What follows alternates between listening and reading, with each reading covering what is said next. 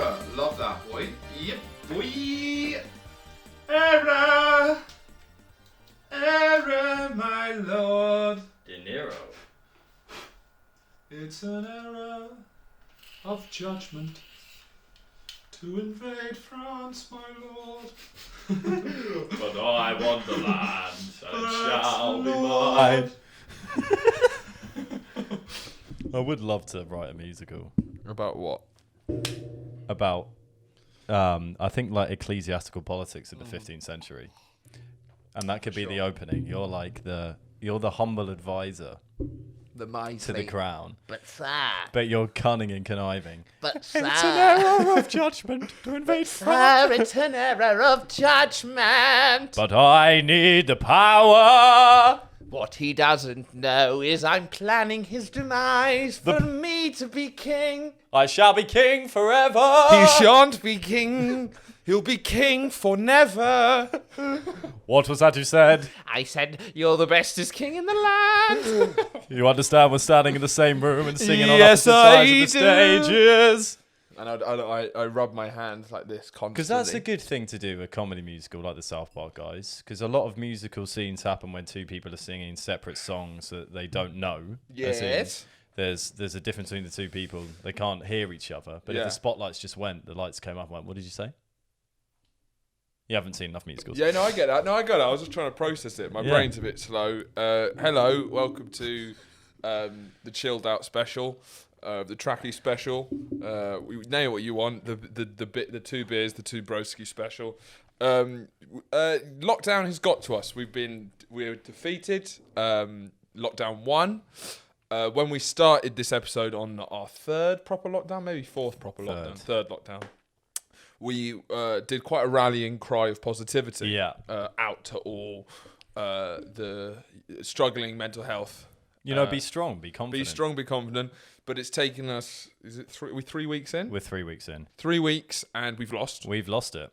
But we've lost it, but I think we've lost the fight against lockdown. Yeah. Which is quite nice, because we've accepted defeat. Yeah, we're down on the ground. We're down in the Pentagon. But the game's over. Octagon. The game's over. That's why we're celebrating. So it was like a big match. Yeah, we got when smashed, boxers and we go for a drink after. When boxers, after the heavy fight and one of them has been knocked out, they had that really like wholesome discussion when they're both like really into each other and kind of there was a lot of respect flowing around. Yeah. Well, one of them is accepting defeat, and that you can now move on from the fight. Yes, that's what we're doing with lockdown.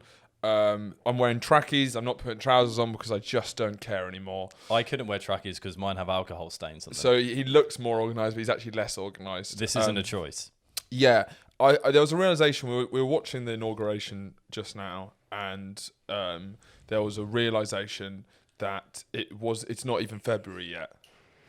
And lockdown is going to go on till mid-March, probably. At least, maybe end of March. Which, at the best, I think. In my head, I felt like we're about done with lockdown. It was like, we're in the last week and a half, and then we start opening up again. We were dodging some punches. ready to kind of finish up our big finisher. So much time left. Again, to use a boxing analogy again, it's like we've kind of led our hands ready for the big finisher, but then we've missed the face, and then we've got a large man coming towards us with the rest of the fight. Yes, exactly. We've put all of our weight, and also we've boxed with anger, which is one thing. I'm not a huge boxing fan, though I have been getting more into it. But the one thing they always say is you can't box with anger. Yeah, because it makes is that what they actually say? Yeah, because it makes you more emotional. So when you're jabbing, that's why top. Like if you look at Floyd Mayweather, he's fucking cool as shit. Because you'd assume, otherwise you'd flay your arms. Assume if it's like a fight, you just want to go and like, right, fucking come here, little little bang. Yeah. But in reality, it looks like a flailing of fists. It's like the opposite of hate. They're the best fighters in the world. I know that men get very angry when people who know nothing about fighting talk about fighting. I'm not apologising. We're not men of the octagon. We're really not. That's a new type of man, though, the fighting man. Well, why does become big? Have you noticed so many comedians, particularly US comedians, have jumped on like Octagon and UFC? UK ones slyly. Theo Von said happy birthday to a fighter I wasn't even aware existed. It's a big thing. That's It's like manliness is allowed to become back in society. No. Us cucks, we won the argument. I thought we settled this. Us little metropolitan. I thought books won again. I thought the metrosexuals won. I've been out here wearing Crocs and pumps. We're Renaissance men. Does that mean nothing? Nothing. But yeah, I think I might want to get into fighting. What do you mean, actual? No. Do you mean getting into the sport of it? I don't know. Well, it seems to be something that's come to the territory of comedy. It does. Comedy. No, in UK comedians as well, we'll talk about fighting. I just like, there's something I really warms my heart when you see a funny comedian either on a podcast or speaking to them in real life, and they're all jokes, and then they just so sincerely will talk about the MMA. Oh, did you catch the Octagon last Yeah, night? and it's just like, yeah, but this is the problem, is when Cowboy goes for grapples like that, he's always going to get blindsided, always. Yeah, the thing is when the muscle ran man out of all jargon. Yeah, I was about to jump in and try and help. Grapple, blindside. My best already used up best the response octagon. was the muscle man. When the muscle man goes in for the headlock, then you know that's. But I am into boxing for this because there's three. I've never really been into fighting, but I've watched. I'm now like Mayweather. Why? Just because of his. I like. Look at his defensive. Instagram. No, not as a person. Have you seen his Instagram? He's a model for Boohoo Man. No. He models for Boohoo Man. No. Have you seen his Instagram? No, I haven't. Go and look at Floyd Mayweather's Instagram right now. He runs a strip club in Las Vegas, and it's called the Girls Collective. Sure. So I think about 90% of his Instagram content is pictures of scantily clad women in compromising positions. And that is from his club in Las Vegas. Yeah. So you think Floyd Mayweather, maybe the best boxer that's ever lived on the planet. Yeah. 90% of Instagram content is girls in some pants. Yeah, but he's also Floyd the Money He Mayweather. is Floyd though because he's a brand above all else. Yeah. But Exactly. it's just interesting how. Yeah, but it's also it's interesting with someone like he's clearly an idiot. Like listening to him speak or the decisions he makes and like what he thinks are cool is so lame. Like he models for Boohoo Man, which might be the lamest company to model for I can think of. Yeah. And when you got that much money, Storm. No, if Mayweather modelled for Peter Storm, it'd be pretty cool. Do you know what I mean? It would actually genuinely. Well, Peter Storm's kind of coming back in as well. Yeah, exactly. It's been kind of repurposed. But Clark shoes. What is? Yeah, that might be lamer. Yeah. Floyd Mayweather. The back to school collection. Out of the ring, back in the frying pan. No, it doesn't work. You see, we've lost our mind. Not a good. Because I question on that. We can get back to the fighting quickly, but just one for the viewers and everywhere. I think it's something the viewers don't even need to get involved with because I think this question has already been answered for me. But the common phrase or colloquialism of out the frying pan, finish it. Out the frying pan into the into the flame. Sauce. Out the frying pan into the sauce. Where are you cooking your sauce? Out the frying pan into the flame. Yeah, that's what into I the thought. fire. Into the fire, yeah. Yes, because I've heard it's a the couple of chapter in The people Hobbit. say out of the. Is it? Yeah, that's where I think it comes from. Oh, no, it doesn't. It doesn't come from. No, it's a saying, isn't it? Yeah. So wait, it's so you say into the flame, fire. Yeah. Okay. Just because I've heard a couple of people say out of the frying pan into the oven, that doesn't work. which doesn't work. But then I'm pretty sure someone corrected me on it. Well, I guess it's the same thing, isn't it? Because back then they didn't have ovens when it came. Yeah, out. but it implies that everything you're frying you put into the oven, which we all of us. Wait, cooks what's the know saying mean? only What does it happens mean? if What does it you're mean? Searing chicken and then you What might does it mean? put it What in the does it oven mean? for a little bit, to really get those juices. What does it out. mean? It means you've come out of a difficult situation, but you're going to go into a more difficult. Well, one. that makes because in The Hobbit, I'm glad you've cleared this up. Yeah. Basically, the chapter out the frying pan into the And I presume fire. he's in a sticky situation. He but gets into a stickier. stickier one. He's in the mind being attacked by like a horde of He's in the goblins. mind? In a mind. Okay. In mind. And he's Okay. getting attacked by goblins. Yeah. Loads of goblins, Yeah. crazy amounts of goblins. They finally break out the mines, and then there's like trolls or some shit, or Yeah. like another creature out. So the frying pan was the goblins. Yeah. Um, In a world the where fire we was were, the trolls. if we were living in a Hobbit world where frying pans didn't exist, okay, maybe they don't. Yeah. Then the colloquialism would be away from the goblins into the what was the other one? Trolls. Away from the goblins towards the trolls. Yeah. Would be referring to if you were in a frying pan and you were put into the fire in an alternate reality. Yeah. It's just something to think about. It is something to think about. That I remember clearly in The Hobbit, and this was like quite a profound moment for me that really stuck with me for ages, which was like, you know, you have these moments when you're between the age of like 8 and 14 where it's like you feel like you're working stuff out on your own and it's like where your brain develops. I remember... Fuck you, mum. Yeah, it's like when I found out, when I thought God doesn't exist, when I found out Santa doesn't exist, and then this... there's a moment where... Between 8 and 14? Between 8 and 14. It happened on the same day, but I'll get back to that. No shit. Yeah, I'll get back to that. But there was a moment in The Hobbit where a troll kicks a rock, and it's described as kicking it up in the air like a football. And immediately, I was like, that completely fucked me up. Yeah. What the use of that language in The Hobbit? Yeah, because I was like, so we got football now. Yeah, so football exists. So how are Arsenal doing? Exactly. Exactly. It just felt like... It felt like a bit. He'd elapsed. Obviously, had a lot to do. J.R. Tolkien. He's building an entire world. But give him one line. It feels like if you're using similes where you're doing things. If you showed like Hobbit football and stuff, and you brought that stuff in, I'm on board. But it would be a variant on. It just seemed weird that he was using the. You don't have any descriptive fantasy stories that have like the game of football or any other sport exactly to the letter of the law of that sport. Exactly. It would be football but they all stand on their hands. Yeah, exactly. Something one of those fantasy writers would It feels like he dropped the ball on that line. Yeah, but the football. But that line. He dropped the football. Yeah, on I get line. it. But that line. But maybe some of the others didn't get it. They're a bit slower. No, but it reframes the entire series. Okay. So I've actually read all the Lord of the Rings books and The Hobbit. And now knowing that football exists. But that one line, and that's the only one I can pick up. Yeah. That's the one thing that when you're analysing them as a series, it reframes the entire... Because you can either read The Hobbit and The Lord of the Rings as if you're part of the world. Yeah. Or the allusion to football means that it's like speaking to this world and viewing it from this world through that world. So it completely changes the entire series. I've always known I've been best friends with a loser. Let's talk about the day that you realised both God and Santa didn't exist. So the day that Horatio lost his idea of majesty and magic. This was actually quite a big day because it was 2 days ago.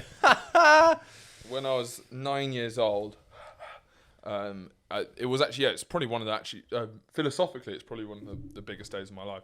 When I was 9 years old, I remember it was in the run up to Christmas, and I thought to myself, hang on a minute. I was going through my brain. And I was like, what were you doing at the time when you said, "Hang on a minute"? I can't fully remember. I think I was lying in bed, mowing the lawn. I was lying in bed, and there was no. I was lying in bed and I was considering Santa, and I was like, why the fuck do poorer kids get worse presents than rich kids from Santa? Yeah, he's like a true honest Marxist. He's like a benevolent old guy who everyone's like, this is a guy who gives out gifts. If it's not the parents, but one kid gets a pool table and the other kid gets a turnip. I remember just thinking, why the fuck do poor kids, to add onto their already tough lives, they also get Santa being like, oh no, you don't deserve it. Oh no, you don't deserve it. You've been good. But in the grand scheme of things, you haven't added to our economic value. It just seems so weird that Santa would reward kids who already have so much with better gifts than It is. It's a tough one for like poor broke families parents, might not do stockings, and it's like So is Santa being like, well, you've got no cash? Yeah. So, well, I had the same thing in my family because my parents preferred my sister. So like she would get incredible presents. She'd get anything that she ever wanted, and I'd always get. And then they could just outsource that trauma to Santa. Exactly. They say it's Santa, and so that's what I realised as well. Because so it was that realisation. It was also the realisation is it's like this one's quite a basic one, but it's like there's so many presents. How's he fitting that in his sleigh? Like there's just too many presents for him to do. So you're not. I didn't question the flying. I didn't question the flying for 1 second. And you didn't question the quantity of households per minute. No, I didn't. But the main thing was I was like, whenever you see the depiction of Santa, it's always him. With the reindeer and the thing on the back. But I'm like, it'd have to be fucking huge. Yeah, you're not wrong. Yeah. So I was just going through that. And then after I was like, okay, Santa definitely can't exist. And I guess because the thing that they've done with their depictions of Santa is by showing the sleigh. Yeah. Because we in our childlike imagination, we could imagine this mythical being going between the houses really quickly because, super speed or whatever. Yeah. But as soon as you show the sleigh, you've shown your cards. Exactly. But sorry, But then I just applied the same logic to God, and then that was literally in the same night. So if you're listening, kids, God is dead. God we is have dead. Killed him. Yeah. I had the realization that Santa didn't exist when I was sitting in an IT lesson Sure. in about year 4. Okay. Wow. No, that's way too. Doesn't matter. I don't trust your Who time knows? anyway. You're young. It could be any You were age young. between. I was young, and I remember sitting in IT and just thinking about it. I was doing Typequick, which is a program where you are a koala going through an adventure, and in order to what generates the amount of speed you have through this adventure is the speed of which you type. And at that point, I decided it was a good time to think about the existence of Santa. And then because I was in IT, I looked it up online, saying, does Santa not exist? Oh my God, you looked it up online. I looked it up online. That's brutal. It's a real, Why don't more people do that? It's a real. Well, yeah, maybe not. That seems it like makes the sense. way that the most logical. people should. Actually, I'm gonna have a look at this. But then what you because I want some cold hard Google facts about it, and then what you find is some pretty dark forums. But you also find that There's much of a debate. But but the thing, yeah, exactly. But then the only person that would type in that, does Santa exist on the internet, is a child who's losing their faith in them. Yeah. Therefore, you do get a couple of pages who I think are essentially dedicated to putting those kids on the right Santa track. Yeah. So I got onto some forums, but saw right past these mums who were trying to, keep me on track, and then got into the car. First thing I got into the car when Mum picked me up and said, "Santa doesn't exist, does he?" And what she said? She said no. That's good. That's the way to do it, Said though. no. That's the way to do it. Yeah, because but you it's one of put those- her on the spot. Yeah. But I'd never forgiven her for it. But that's an interesting because it's about how old you are. How old you are is important because do you feel comfortable talking about your yes, your I steps? do. Yeah. So because this is an interesting dilemma. it is an interesting dilemma. Now I think I don't think I did this story on this podcast. It might have been on the radio show, but this is too long to go into. It revolves around me on the eve on Easter morning, or Easter Sunday morning, radio show, whatever. And so my stepmother now, my stepsisters, they still, and that's another difficult thing about having divorced parents who then go on to have different relationships or whatever. I've had to, after having that cutting realization that Santa doesn't exist and there's no love in the universe, that you then have to then continue this life for smaller children that are coming into your household. Yes. So I've nearly let it slip a couple of times. But the main thing about my stepsisters is that they still believe in the Easter Bunny. Okay. Now, when I say the word still, I never believed in the Easter Bunny. I didn't know that was a thing. Now, the joy... Even as a 3-year-old, I understood the symbolic pagan tradition that it was calling upon, and it was more. But that's because of your strict pagan upbringing, But it's now I admire the upbringing to be kind of brought up in such an upbringing of joy and innocence. Yeah, and I think because she's. Basically, arguably, we haven't had enough. Is too good a mother. Yeah. Of like creating this amazing trance-like state of childhood. Yeah. That the Easter Bunny could be believed in. Yeah. And so I think one of them still believes in I don't think she would anymore. Yeah. But like, so last year when I was there for Christmas, still believes in Santa. She's going into secondary school. So how old would she be? I think that means she's 12. 12 is too old. So what's interesting is that Andrew's got like a bit of a dilemma. It's a bit of a Sophie's Choice you're at the moment. It's a big I think Sophie's Choice is the only comparable situation it could be. Because you've got stepsisters who you don't know too well. You haven't spent that much time with them. You're a bit of the. I'm the weird geek. You're the weird like black swan in the family. Yeah, I think they're all playing happy families. You're getting drunk. And I'm the one who's getting drunk by myself in the study because I've been kicked out of the exactly. So you represent that role. Yeah, and it's fair enough. You've been a bit ostracized. It's fair enough for you to go bun my family and bun them off. I'm not bunning them off though. If anyone's listening. Yeah, but I mean, I don't know. No, but I mean, like, it's fair enough for you to say like they've got their problems, they can sort it out. Oh yeah. I mean? Oh yeah. But yeah. your stepsisters are reaching an age where they're probably going to go into secondary school, and it's going to come up that they believe in Santa still. And therefore, is it not the role of the slightly estranged stepbrother? That's to say, Santa doesn't exist. I think because I wasn't here for Christmas, obviously, this year. So my idea was maybe I didn't send any presents home because who's got time for that or the money for that? So I thought the only present I could send home was a letter addressed to the two girls, just to say, "Dear two girls." I don't know which one's which, and just say Santa doesn't exist. But it'd be a truly great act to do because you'd play the villain. You could be told off, but you'd know in your heart of hearts that it was the right thing. And also, those girls when they grow up, they'll be go, you know what, Andrew? You know what? You were bang on. You were bang on to do it. Yeah. I hated you for years. I thought you were disgusting. I thought you were rude. But now I'm glad you said that. In Christmas of 2020, when you sent me that letter and you told me Santa doesn't exist. Because you were saying it. Yeah. Imagine going into secondary school. Fucking secondary school and people were like talking about if it ever comes up. So what do you think you're going to get from Santa this year? What? What? No, I know, but we're like, so what have you asked from Santa? Have you sent the letters yet? What? What did you think Santa exists? Yeah, no. Imagine finding out that way of having to pretend that you never thought he existed, rather than getting a letter from a stepbrother who's probably spoken to about 20 times. What you do, not the letter, I understand, but I say you do on Christmas Eve, you dress up as Santa. You dress up as Santa. You go into the room. And you fiddle around with the stockings. You do it really loudly. You keep bashing around until one of them wakes up, so that they can see at the end of their bed that Santa is there. Is here. Yeah, and then because they wake up at like 4 a.m. by the way, every Christmas. So then they'll be so excited because they finally met Santa, and then you turn around and go, "Listen, kids, Santa doesn't exist." Girls, and this sit up. Sit up. Turn the light on. Turn the light on. Everything you've seen in the past is a lie. These presents, although they're real, they're not from Santa. And Catherine's religious as well. I mean, yes. I won't say it. I'll edit that out. Maybe. But they're religious as well. So yes. during that thing, also crush their belief in God as well. Yep. You might as well while you're there. Well, it would be good to say, so now we've done the whole Santa thing. God. Let's talk about God. Completely made up. Completely made up. I mean, I think one of the best things you can do as a stepbrother is impose your very specific beliefs on two young girls that aren't your child or have actually any blood relation to you. True.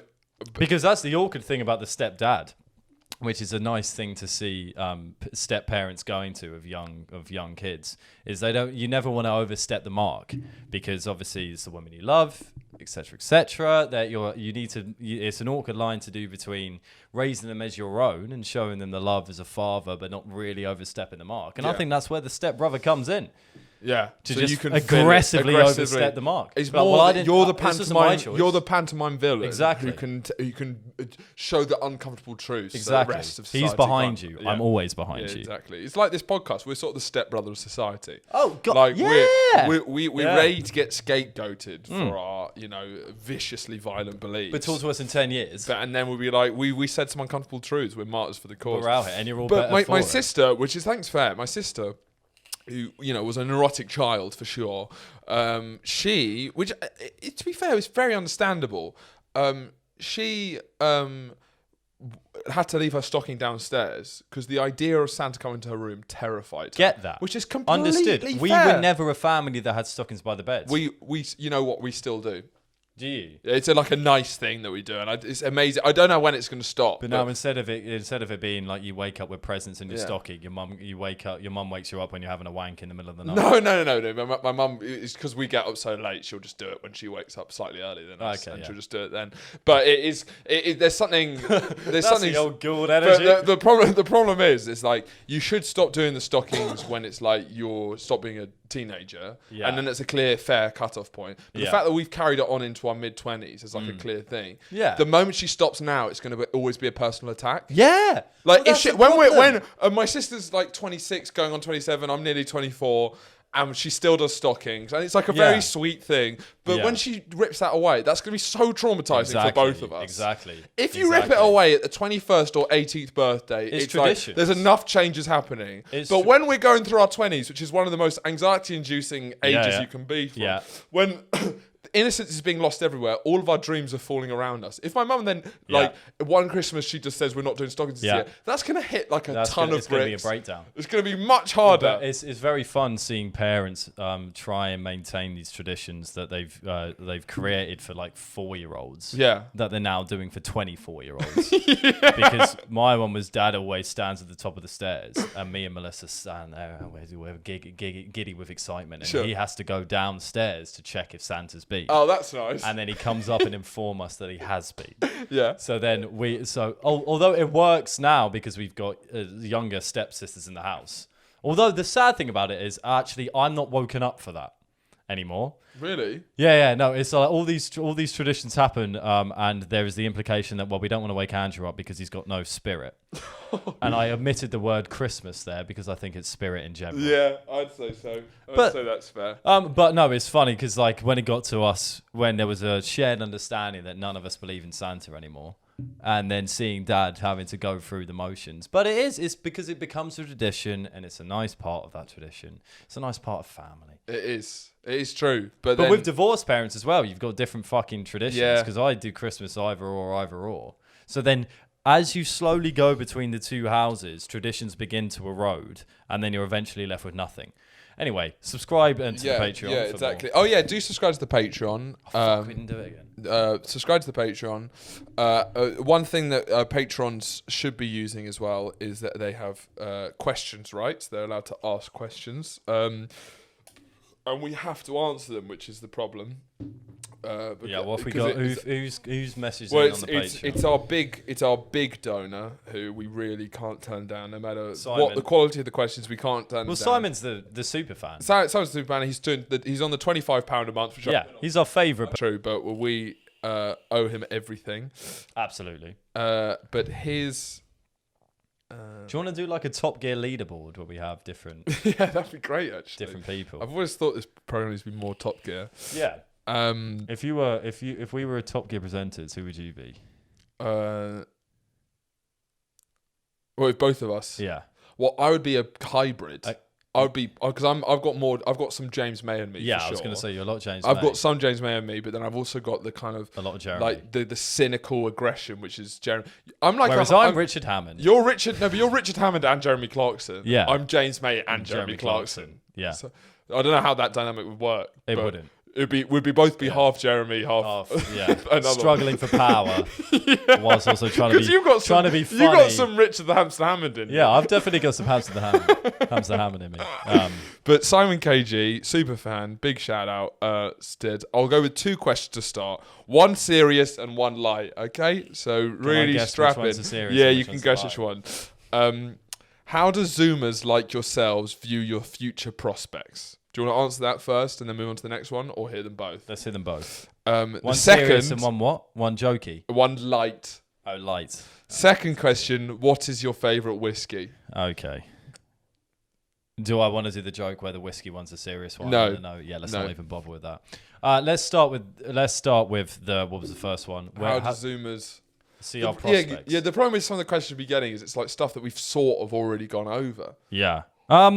So I'll aim this one for you. Actually, I'll take the second one. You take this one. I'll take the prospects. You take the whiskey. Sure. So the thing is, how do you genuinely? So I think it's as a Zoomer. You're a Zoomer. I think it's an interesting question. Thank you, Simon, for your patronage. Yeah. Oh, that's where it comes from. Yeah. Patronage. How do you not know that? Fuck me, Jesus Christ. Yeah. Oh my God. Well, you said it was something to do with like 15th century.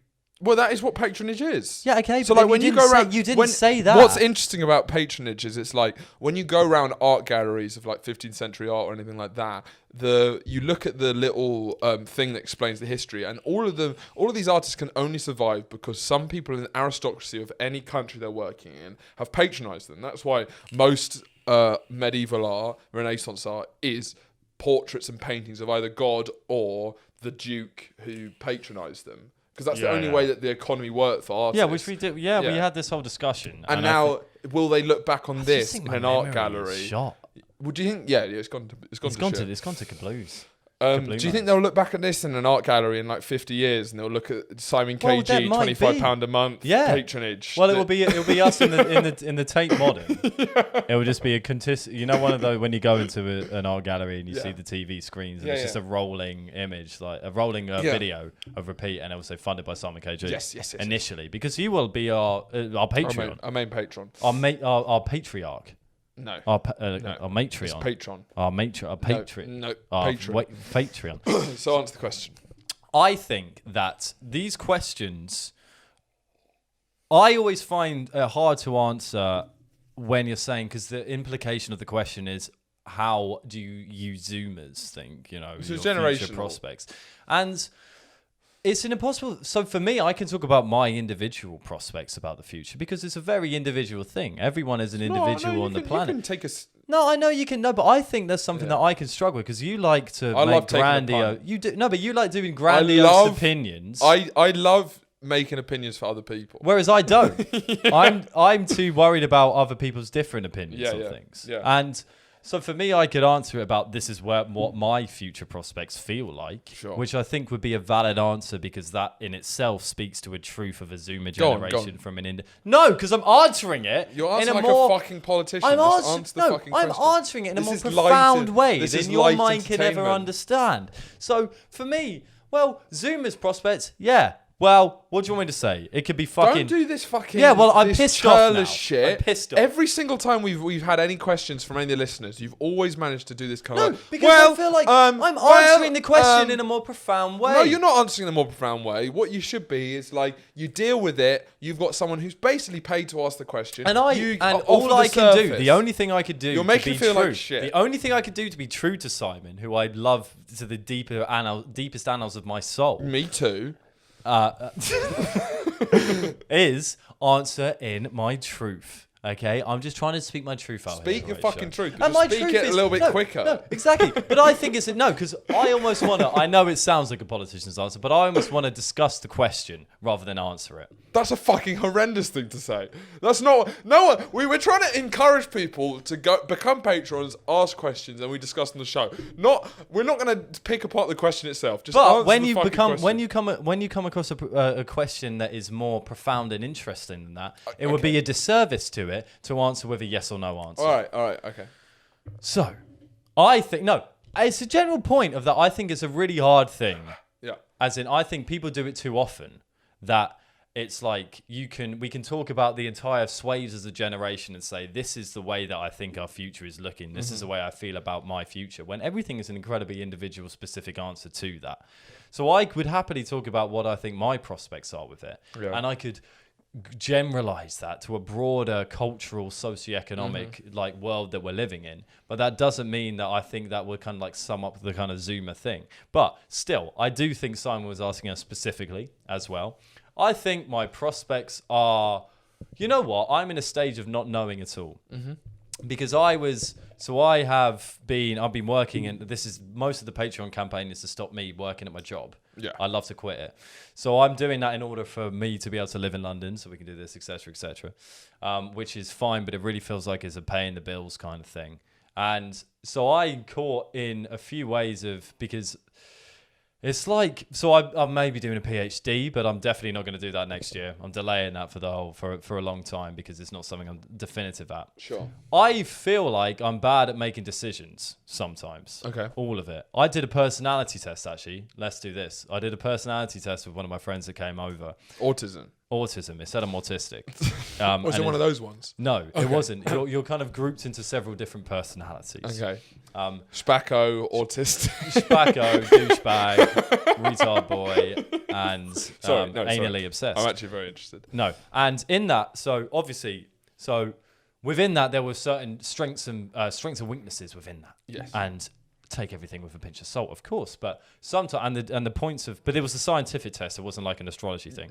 And it's been confirmed by lots of stuff. I love to tell you the name of it, but I don't have. We've lost faith in you many episodes ago to remember what the I name can't. is. If you're coming to me, we'll for accept facts, you as you are. Yeah. So within that, it was part of it is I was the protagonist is what it was called. Okay. This kind of personality trait. Narcissism disorder. Go on. Yeah, it's like the guy's obsessed with himself, can't see anyone else's opinion, Go ahead. thinks he's the shit. No. So within that, it was like, forget all the other stuff, but part of it was like an inability to make serious decisions. Oh, that's interesting. And I was like, yeah, no, that's absolutely me. I'm terrible at making important decisions. That's really interesting. That's me. But how does that link to the protagonist thing? Because I'd say it's so the protagonist is someone. So if you went more, you're like a protagonist in sort of like a Will Ferrell comedy film. Because I feel like protagonists in most films. I'm the dunce. The idea of a protagonist to me, when I'm hearing, I haven't done the test, and I'm not an expert in any of these things. But to me, when I hear someone's got a protagonist issue, it means most protagonists of any story. A huge part of narrative is the main driver of the narrative is making big decisions. I think that's like the basis of all stories. I think they were taking the piss out of me. Yeah, because if you're a protagonist, but it means that you're a protagonist in a. I think what they're doing is light a protagonist in a social situation. It's about like my relationship to others is often being a protagonist. So some of it is. Is it not linked to the decision making? Is that a separate aspect? That was one of my weaknesses within that. As in, like, I was bringing that up in answer to the question because it rung true. But so like the protagonist that it was saying was something like someone where people come to with their problems. You're kind of like often the hub of social activity. Loads of friends, loads of birds, etc. Just the man of the hour. But so it was that, but then a part of the problem was that you're thinking too much. You're thinking there's too much of a thing. You're thinking too much about how other people are affected and how you affect other people, and that isn't paralyzing. Yeah, and it can be so that as in like although I think I've got a healthy amount of I've often been I'm on the borderline between arrogant and self-assured. Sure. You know, that's a borderline thing. Yeah, for sure. But so that's a fact I accept about myself. But with that, then there's also sometimes you can make decisions. Making decisions solely based on myself isn't actually that easy, which is an interesting paradox sometimes. That is interesting. So what you're saying is though you're like temperament-wise is normally one that would be mixed in with someone who's sort of fully narcissistic, you struggle to make decisions because purely for myself. Yeah, purely for yourself. Yeah, that's interesting. So what are you saying that you kind of need a little sprinkle of autism? Yeah, I do. I want to be more autistic. You got to need a couple more of those sort of. Yeah. You want those kind of because you've seen. You know, we have friends who are on the spectrum. You know. Yeah, you. Me. You put they got the blinders on like those horses. I'd love to buy them. Purchase them for a minute. Get emotional. Those horses. But you know what I think it does. I'm not making much sense. You know those things that horses have on the side of their eyes. Yeah, the horse blinders when you go for a race, so they don't look. Yeah. Done. Yeah. So I think that's what weed does a bit sometimes. Because you said weed helps you. Yeah, because sometimes I like when I smoke, which is now very, very sporadically, which is more interesting because when you smoke it more sporadically, it's like when you're smoking it a lot, it's like you lie down in bed and you have these deep, in inverted commas, thoughts that happen all the time. And then when you smoke it too much, you can become invested in those thoughts entirely.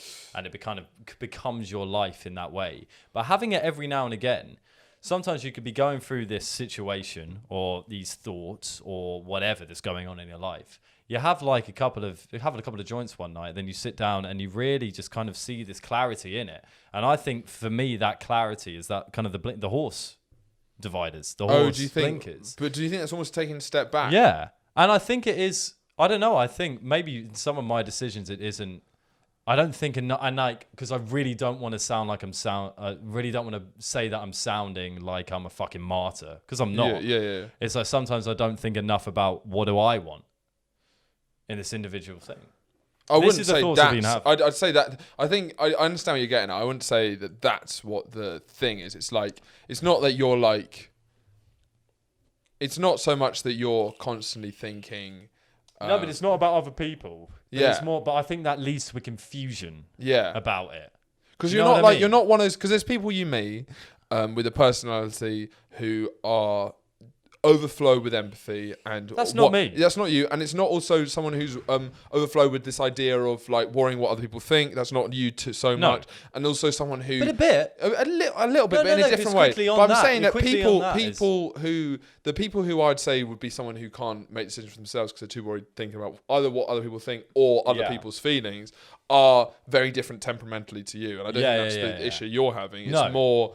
But so, because I'm not saying it's about, because that's the thing, that's the interesting, almost the thing I'm grappling with a bit now. Yeah. Is that it's not about what other people think. It's not about my effect on other people.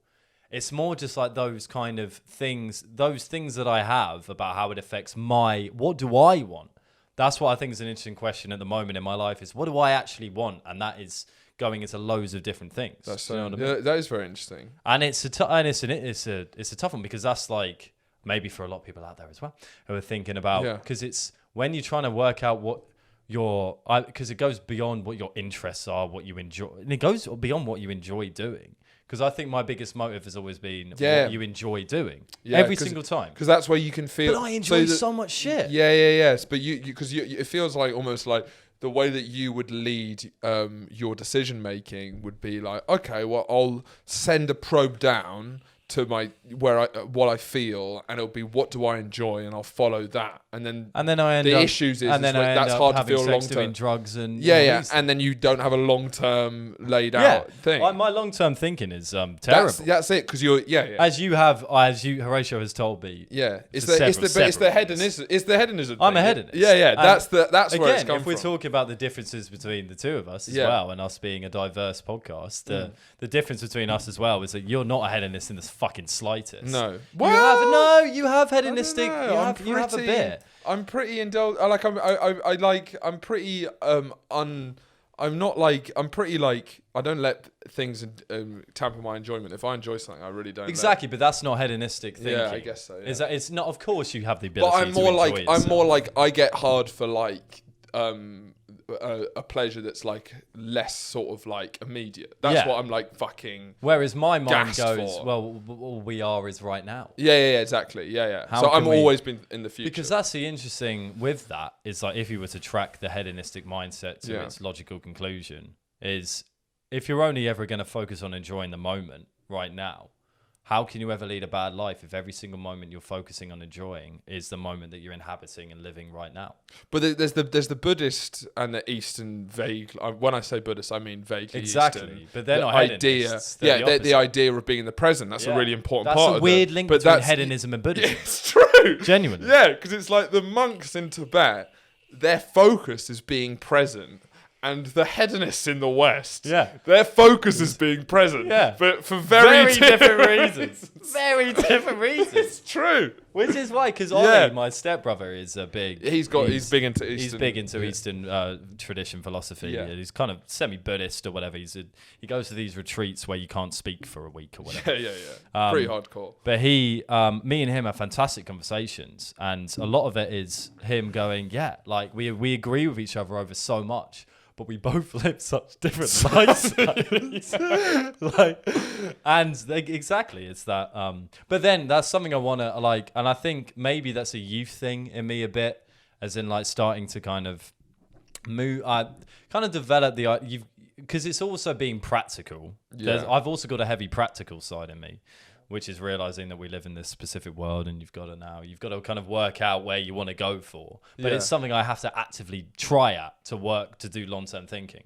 It's true. Yeah. Long-term thinking doesn't come naturally. Yeah. And because what you were saying is like my main obsession on these sort of things is like this year has been like a sort of philosophical shift, which is basically slowly realizing a lot of things that I thought were like accepted truths in my sort of slightly small. I've always had doubts about some of the things I've been told as like things you can't. Yeah. But now I've realized how just coming more into the adult world, just how open truth and reality really is. Yeah. But the main thing I've started to kind of be obsessed with is like the problem now is almost less about.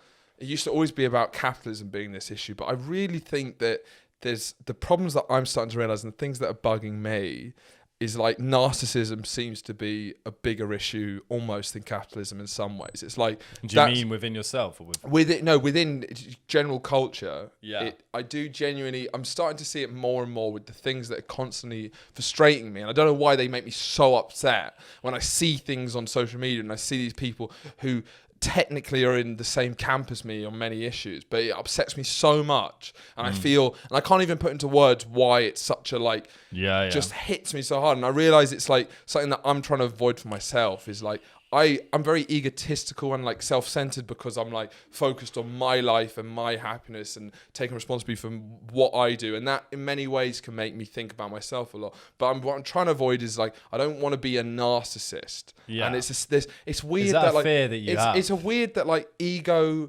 narcissism, self-centeredness, selfishness, they're all slightly different, and they're not all can't all be lumped up in the same thing. Like I certainly find it grating when I started to realize that a lot of people who you're kind of taught to find as being kind of sympathetic characters because they're going through, but I realize a lot of, when I see people's problems come from genuinely narcissism, I realize the real issue. And what do you mean problems? So like, for example, for example, it's like for a while I thought a lot of the mental health crisis is come from the culture of capitalism, which I definitely think partly it is. But now I'm starting to realize it's more the culture of narcissism. Right.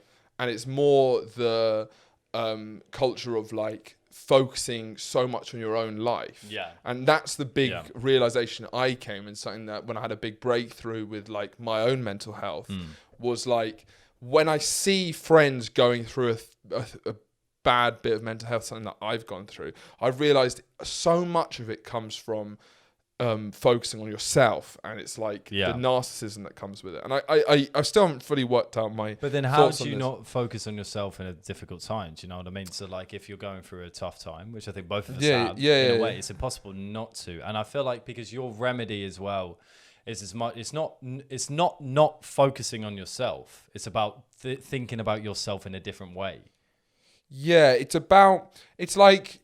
like when I see some people with their issues and I'm like, it's almost putting the blinders on and looking at yourself. It's like how I feel better when I'm going through issues is I just take a step back. And what I've become really good at, I think, is like genuinely being grateful for things that are good and being able to like, when I'm feeling bad, like be able to put things in perspective immediately. Because and I feel the narcissism that comes from either depression or severe egotism is where you can't see past yourself. Yeah. And I just constantly have ability to like, when like this week I've been down, but it's like a chemical down. It's not like emotional, like emotionally, spiritually I've been fine.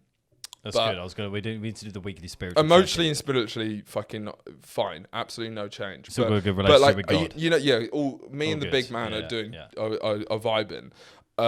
But this week I've had like a chemical down, and I've been interested about how I've dealt with that chemical down. By that I mean just like a sluggishness and like a genuine. Which has been all of us. All of us. Well. Yeah, it's just a feeling, I'm not saying and you feel it, and it's a collective thing, and it's in the news, and it's January. Yeah. But the way I've managed to deal with it is completely detach myself from it, so that I feel that it's fine. I'm feeling that, but I don't indulge in it. Yeah. I do indulge in it in a set sense because I don't pretend it's not happening. Yeah. I take myself out of the scenario. I don't see it as more than the chemical thing. Yeah. Because it isn't. Like I'm in a situation where it isn't. There are some situations where you can't just say that's how I'm feeling because it's an actual situation. And I wait for it to pass, almost like bad weather. You just like you take shelter, you let it pass, and you move on. Yeah, so it's a really interesting point. It's the narcissism thing that I'm trying to work out. Which exactly, because I think we've spoken a bit about it. Yeah. Is that you have quite a more cutting approach to anything that to people that are going through a difficult time. Is that you're big about responsibility, sure, that kind of thing. Which to be fair, which I like because, as I say, it's like it's in kind of a contradiction to the discourse at the moment. Sure, yeah. Which is exactly, I honestly believe that's what we need. Absolutely, completely agree with it. And I think I was kind of resistant to it at first. Yeah. because I've gone through similar things and seen people go through similar things. Yeah. Where but because you both need the compassionate side of it, but also you do need the cutting side of it. It's true. So wait, what were you saying? What was it about? What was the specific point? Narcissism, because it's about when you're going through. So I think also there's a difference between something like depression, anxiety, between the two in that, because I think if you're feeling, because you're more, as we know, you're more inclined to depressiveness and I'm more inclined to anxiety, and I think it's easier in a depressive, not easy, but easier in a depressive state to kind of put it down to your chemicals kind of thing. Sure. Anxiety, I think it's something to do different. There's the mindset that's going on because your anxiety mind goes is based on a reality. Yeah.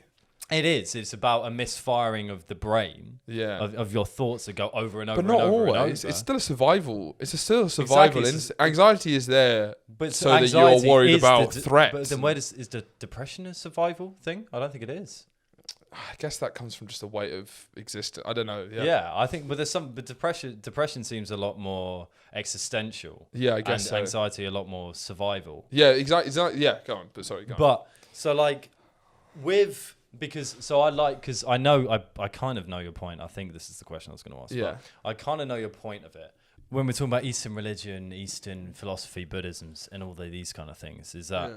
So I remember when one of my friends, her brother was going to become a monk. Yeah. And it's an interesting thing to talk about when someone's so dedicated to their own spirituality. It's a hard thing to really argue against, often, and particularly in our climate right now, there's so much. If someone was going to go become a monk and focus on that, etc., it's kind of heralded as a really good thing, but that their decision. So this guy was my friend's brother was gonna go off, become a monk, and that meant that he didn't know when he was gonna next speak to his family. And so that is like an aggressive focus on the inward self, and then kind of at the same time you disavow everyone you kind of forget about the people around you. Sure, yeah. So what would your opinion on that? So it's more like reaching that kind of like glorified, like enlightened state, but at the cost of and the cost of the reality around you. And that's like, because I can really understand, and it's because I don't know, it's interesting because to talk about when you're thinking about someone that's going through a tough time, which we all have been, and it is very easy to focus on your individuality within that.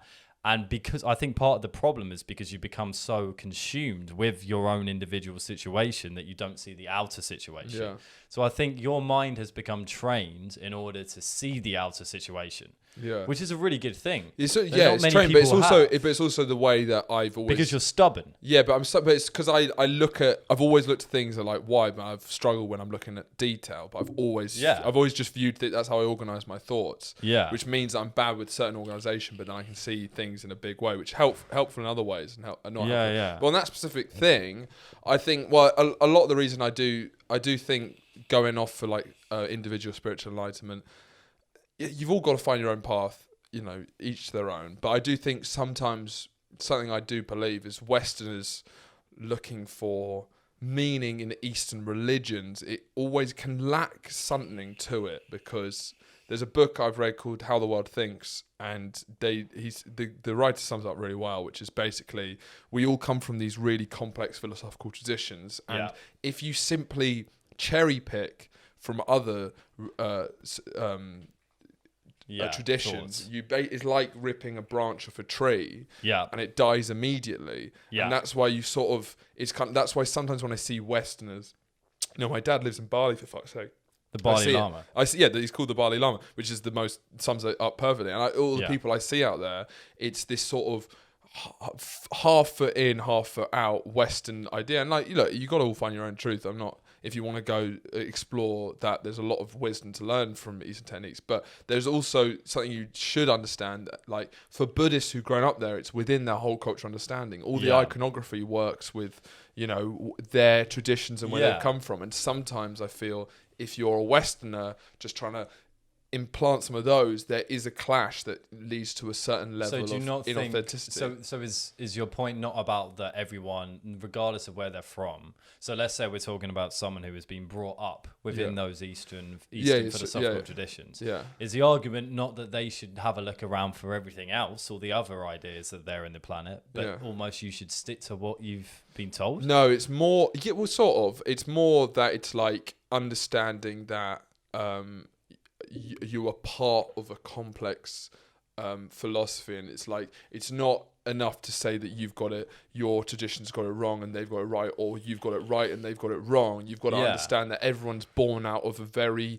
complex traditions, which is like, that's why it's actually very hard to understand where people are coming from very abstract different cultures. So it's about respecting that and also understanding yourself that I just think some people might not reach the levels authentically that they're looking for. It's more my fear is I do think that some Westerners who go on this spiritual journey, who go to the East and they think they're doing that, I think that there's an element of fetishization. I think there's an element of misunderstanding, and I do think that they won't actually achieve what they think they will because sadly they have grown up in a tradition that it's so much clash with it that's actually really hard to unpick. But I think there are lots of stuff. For example, I think part of that fetishization comes from the fact it stands in such an opposite to what we're experiencing now at the moment, and it's a kind of a seeking some sort of the most radical difference to our society as possible. Yeah. And part of that is to kind of completely block off the external reality and focus on the inward self. But then that's what's interesting is the conversation we've been having is that so much of our culture is born out of narcissism and the focus on the self, but in a very reductive, superficial way. Yeah. So then it's like a focus on the self in an incredibly enriching, detailed and deep way.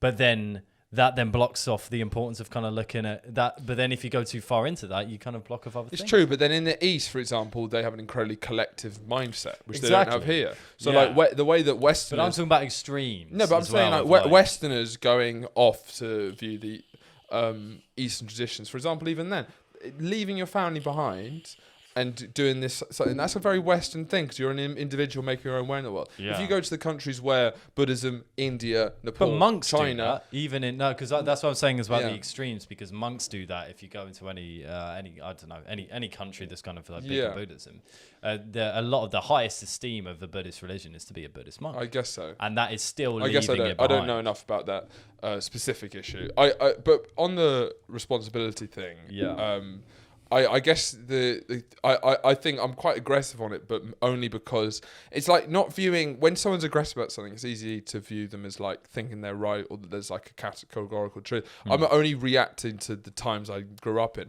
It's like the same way that like I find young certain liberals really tedious as I talk about on the podcast. But then when I see like, you know, I watched the Fran Lebowitz thing on Netflix, the Martin Scorsese Fran Lebowitz, who's this like old Jewish lesbian writer from New York who's like a wit and a humorist.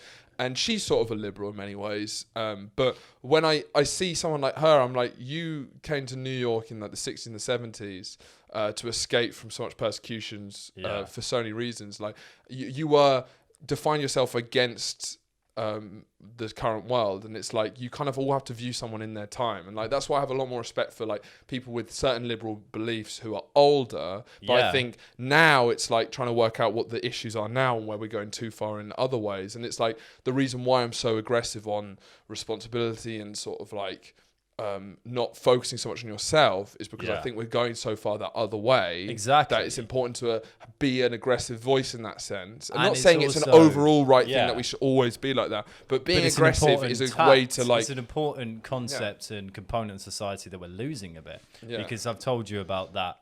So I saw a story on Instagram and it was a black woman talking about the generational argument about so she was kind of responding to people's arguments, like responding to the idea of when you have a conversation with your grandparents over Christmas dinner and your grandparent says something racist, and she was and then you say, well, they're from a certain time, so that's kind of talking about the responsibility with that. And then her thing in it was, well, if your grandparents are talking around if your grandparents are, the thing is, she was saying, your grandparents, well, if they're talking about lynching black people, if they're saying that you can't be black people and white people should be segregated on the bus and shouldn't drink from the same water fountain, then time doesn't matter. They shouldn't hold those views.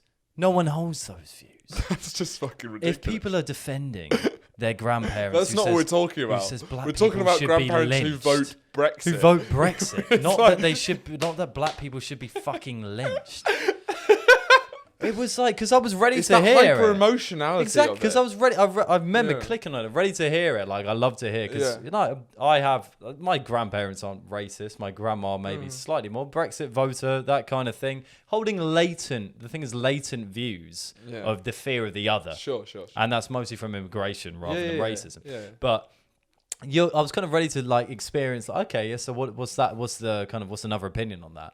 But then it wasn't a discussion about the actual. Yeah, I haven't heard. I don't know that many. Yeah, obviously, it's not like we all sit around at Christmas and it's like your grandparents are like, I think we should lynch black people. Oh, like, granddad. Okay. What are you What's he like? He's from a different time, isn't he? Yeah, obviously, I would say, though, I think we need to respect people within the context. If someone's saying that's not within their time. Because there is a general social. If they were from the 1700s, you could maybe conceptualize it slightly. Maybe. But if they were born in the 50s, I'm sorry, or like the 20s, that's not the time period. Yeah, I think that would be one of the very fair situations in which to cancel your granddad. Yeah, that's really like, no, you can't have those views. You can't come over again if you say shit like that. No one's arguing that whatsoever. Yeah. What there is a fair argument is trying to, like, people taking responsibility for your own views is also, take responsibility for your own views, but also allow people to take responsibility for their own views. And that can come from a place of understanding where they've come from. And I don't think there's enough of that. Yes, yeah, fully. And yeah, it's about responding to where you see the problems in the world. It's all a shifting thing, and I think we've got a lot of issues where it's shifting another way, where it was one way, which was bad, and it shifted too far the other way in many ways. Yeah. And I think that's where, as someone who is as a comedian, as anyone who's got a podcast or something, it's like you should be trying to steer it back the other way. So I'm not saying that I have like a long-term view. It's just responding to, and it's just seeing people who are avoiding, and it's like, it's just almost, it actually comes from, it's like when I've been going through some bad stuff, as soon as I just remember the liberation of taking full responsibility, that I see these miserable people on social media who do really annoying things and really victimful stuff that really pisses me off, but also I feel really sad for them, genuinely sad for them. And I just know that if you like stepped away and realized that you do have a good life, you actually, in the grand scheme of things, you're incredibly privileged, and you shouldn't just focus on the small things which you are unprivileged. You should really look at the whole picture. And if you stop caring about yourself so much, and you took that step back, obviously those are different. But what's become of the argument is that, so that in itself, in our climate, sounds like an aggressive thing to say. And because that's what I like about what you say, is that it's about reintroducing that side of the argument, because at the end of the day, having only an outpouring of empathy isn't always a good thing. Sometimes you need an outpouring of pull up your socks and let's do this. It's true, but it's also the manipulation. I don't like the way that they've got that certain people who have this hyper emotional politics, they control empathy, they control anti-racism, they control anti-sexism, they control equality. That's all theirs. And the more you disagree with them, the more you disagree with those things. For example, it's like Black Lives Matter is a really complex movement that is spread across many different things, but the way that it's framed, it's called Black Lives Matter. There's a lot of things I agree with it for sure. There's a lot of things I don't agree with it for the way the movement's behaved in certain things. I'm not saying you can't view one Muslim for the act of ISIS. You can't view one person of Black Lives Matter for the act of the whole. You can't. But the way that it's framed, Black Lives Matter, now to disagree with aspects of that movement is to disagree with the premise. Is that they're like, oh, so you don't think Black Lives Matter? It's like, how fucking dare you own that and play dumb? It's one of the most genius names. Me too. Believe women. Yeah. That's the big thing. Yeah. So then when you see something where you're like, obviously we don't believe women, because that's a ridiculous thing just to say is like a blanket thing. Oh, so you don't believe women?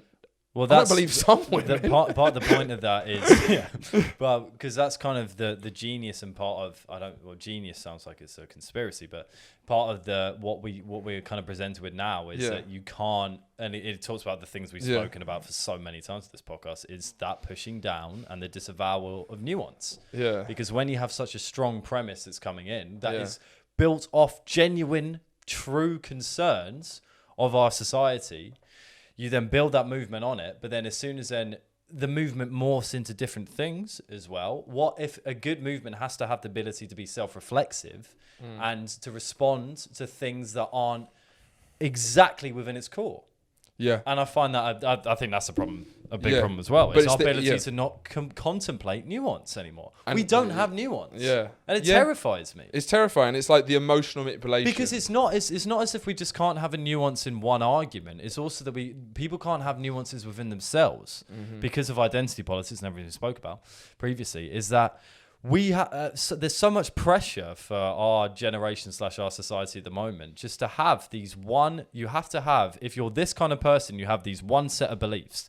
And often those one set of beliefs, they go through a line of racial politics, sexual politics, economic, not enough economic politics, but all of these things. It goes through this line of this is because I am this person, this is exactly what I believe.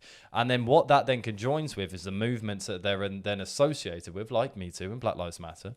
And if you don't believe that exact thing, then you're breaking from that line of identity that you're creating. And then the fact that we're all terrified about breaking that line of identity means that we're not actually people anymore.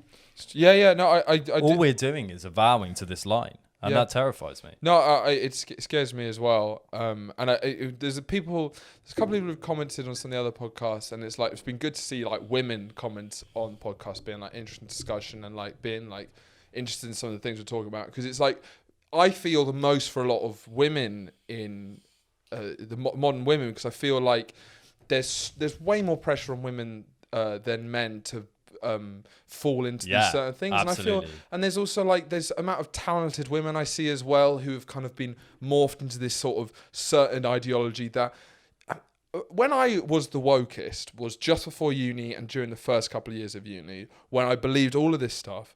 And the way I justified it was I looked at history and I was like, history is a line of enlightenment. You know, there was like, but back in the 1600s, people thought that being gay was a sin. Now we realize, because we're more enlightened, that, gay rights, people deserve gay rights. Traditionalist history. And I was just like, okay, so what in 100 years are we going to look back at this time right now as being unenlightened? So I looked at all of the key issues, like the trans issue, everything like that. And I was like, okay, I'm going to take the most extreme view on all of those things, because that means that in 100 years, that's where we're headed.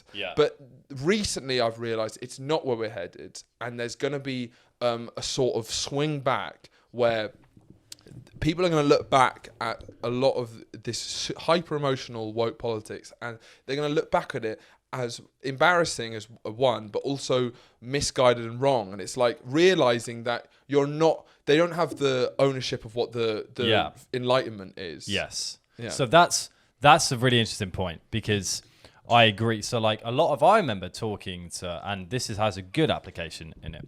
I remember when I was younger, as in maybe 17, 18 or something, talking to my family about things like racism. Sure. And a lot of it is, so they were talking to me and saying, I can't understand this point of view, whatever, that doesn't make sense to me. And my response would be, because we're talking about people who are in a marginalized community, their voices matter more and their arguments matter more, which is absolutely true. Okay, they matter more because there's a kind of a lived experience of it. But so that you can take that premise to be true, but then what is a kind of a result of that premise that can happen is that there's a kind of tacit implication that everyone else's opinion doesn't matter in that thing.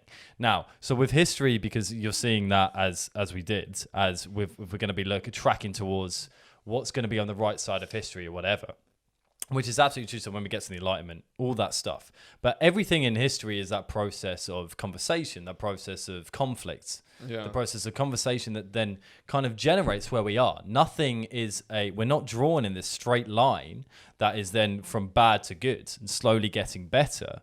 Everything is a conversation, and everywhere that we're going to get to in the future is based on the actions that we as individuals and as a community and a collective society take now in this present. And we will therefore therefore that's what changed my mind a bit on it, is I have a duty to be not a good citizen maybe, but someone that's going to help to progress the conversation, is to be honest in my opinions of it. Yeah, be authentic. And being authentic allows you both to say something that you feel like might be wrong, but also to have your mind changed on things. Because if we all just follow this path of where we think history's going and where we think it's going to end up, then that's an inevitable path. And what I'd say is, like, back on the point about the Enlightenment and this kind of linear thing, is like how I used to view morality was, it's like there's just a truth that we're getting closer to, and kind of remove it from the material conditions of the world. So you look at cavemen, and then you say, like, they're just unenlightened compared to us, or like the earliest civilizations when you're first organizing. But then I realized, okay, so like we've all agreed that a lot now in this country, we've agreed that certain levels of liberal feminism and equal rights between the genders is a good thing. But if you went back to those first civilizations, where every single organized civilization is in a fight for survival, where you could easily be pillaged, raped, like destroyed, and like the only way that humans have survived is by trying to survive, is the instinct for survival. At that thing, it makes sense that men would do certain things, women would do other things, because it's just survival. Do you know what I mean? Yeah. So you couldn't take the morals we have now and apply it there, because it would be crazy. Yeah. But now, because we live in a society where we don't need that. How would you try and enforce like non-gendered toilets? And that's like, obviously it's crude, but it's completely, it sums it up. It's like, but now part of the reason why we can have certain equalities is because we've reached a level where we don't need to do those things, which is great, and which what we should be. But viewing it as being tied to socioeconomic development. Oh yeah. We can. Sadly, there's loads of things like the invention of the pill, things like that. There's so many things that technology has moved, that we've reached this stage that it's not like this truth that was always there. It's fully linked to what we can. Yeah, well, we're in charge of why I'm kind of obsessed with history and things that happen is I find it very comforting. Yeah. Well, actually, this is what I was thinking about. But like, history is. Can I just quick? Because history is like, because it's not just a point about history. Isn't just about the societal where we've got. Because obviously, there's not enough realization of history is why we are where we are now. The reason why we're doing this podcast at the moment is the reason I'm sitting in this chair is because an hour and a half ago I came upstairs and sat in this chair, and then if you track back, you can track exactly to the point. It's going to be in the history books. No, exactly, but that's the point, because there's a difference between history as a grandiose narrative of this is where we are as a society, but history is also personal, and it's every single individual is exactly at the point where we are right now because of all of our past experiences. Yeah, and that understanding of where we've come from and realizing that is not some sort of grand meta idea of this is the destiny to be upon. Having an understanding that gives you kind of like a true agency in life and perspective. Yeah, because I was thinking about this last night actually. Basically, I realized kind of a key part of my personality is that why I've always liked history is because it's made me feel less anxious. And you're a nerd. Partly because it's definitely because I'm a nerd. Every night I just try and do one joke after. But part of the reason I like history is because it's the thing we're talking about with narcissism and taking a step back. I always find it incredibly relaxing reading about the fact that people have been stupid forever. Like it really it reframes my life, and it really it calms me so much looking at history and the way people are, because it makes me seem so small and insignificant, and I feel most happy and least anxious when I'm the most insignificant I can possibly be. I like that as much. I even like the idea of being an accident for me would be the opposite of filling me with anxiety. It would just make me feel like this is a weight off your shoulders. A weight off my shoulders, and like looking at history. And basically what I'd say is that how I'd sum up my view on time is that I find I look at history with irony and comedy, but I look at the future with sincerity and fear. And that's the thing. It's like the past is funny, the future is terrifying, and that's how I view the thing that I think I've realised is that the past is funny, and the future is terrifying, is what I've realised. Yeah. Is that if something happens in the past, immediately I find it funny. Yeah, I'll read about the most horrible things, and I can't help but view them as seeing the funny side of them. And the further away in time that they happen, to me, the funnier they are. But then when I think about the future, I'm filled with terror because the future isn't funny. Do you know what I mean? Yeah. There's nothing for me. I find most things funny. I don't find the future funny, and I find the past hilarious. Yeah. But that's because you can't find comedy doesn't work in finding the future hilarious because it hasn't happened. Well, it hasn't happened, but you can assume it. But for me, I don't find it a funny because it's too serious and it's too in our control. Yeah. And it should be taken sincerely and seriously because the future really matters to us and it's sincere and we should deal with it sincerely. The past is funny though. But that goes into, I don't know, because then we're going to bring it back into my short-term thinking of things like that. Is the future maybe seems funny to me. Yeah, anyway, maybe wherever I end up, whatever. Yeah, I guess so. I guess that maybe that does. Which is, I mean, the past inevitably hilarious because I think that's also how comedy functions, which we've spoken about a bit before, but how it works of like a lot of laughter is our ability to kind of process bad things that have happened and our ability to almost soldier on in times of darkness, etc. And it's a human psychological faculty to deal with things. Whereas, so it's really hard to apply that to something that hasn't happened because all there is terror and anxiety in the future. It's true. Yeah, I do agree. I think I'll leave it. I'll leave this episode on. I mean, it's been a bit of a dip this lockdown, and I'm sure a lot of people listening are feeling it as well, especially if you're in the UK and feeling it's never ended. I guess the advice that I've learned from my personal experience, I'm not going to speak for anyone else, is it's basically, if I was going to invoke any cliche as being something that I'd stand by, it's sort of the glass half full, glass half empty cliche. Basically, is that there's kind of two ways you can look at life. And it's like you can either look at life as being, it's unbelievable that there is like worms that are built so they can burrow through kids' eyes and kill them. There's, children get cancer, there's war, there's famine. Why the fuck does our existence fill with so much pain and horror? Like you can kind of look at it like that, and that's where you can easily flit into.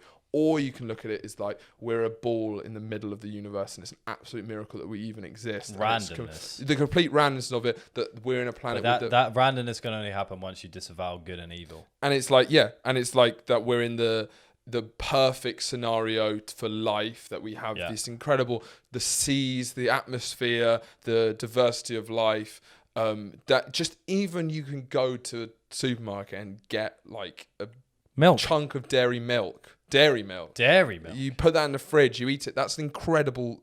That tastes amazing. And it's like viewing that as how incredible it is that we live in a time, which in the whole of history, we live in one of the best times still. Even though the news is constantly saying that we live in a shit time. It's like, look at history. Like the shit that most people went through and like how easy our lives generally are. And like how generally is the key word. Generally, I mean, because the problem is that isn't a shared existence for everyone. It's not a shared existence for everyone in the world, but I'm saying the people because who listen to this podcast. I agree. I think it's like the fact that I can go down to. But life is also comparative, and I don't want to egg this out because I know we're wrapping up. But part of it is that it's, although we can look back in history and compare ourselves objectively to how it has been and the privileges and the luxuries that we do have of being able to buy dairy milk or whatever, is that it's kind of impossible for us in our time. Although we can have a historical consciousness, there should be a comparative reality consciousness of this person, us, live like this versus the other person that lives like that. Yeah, but I don't think that's at all chimes with what I'm saying. I'm just saying that there's like, I think you can split it down to as simply as there's two ways to perceive the universe.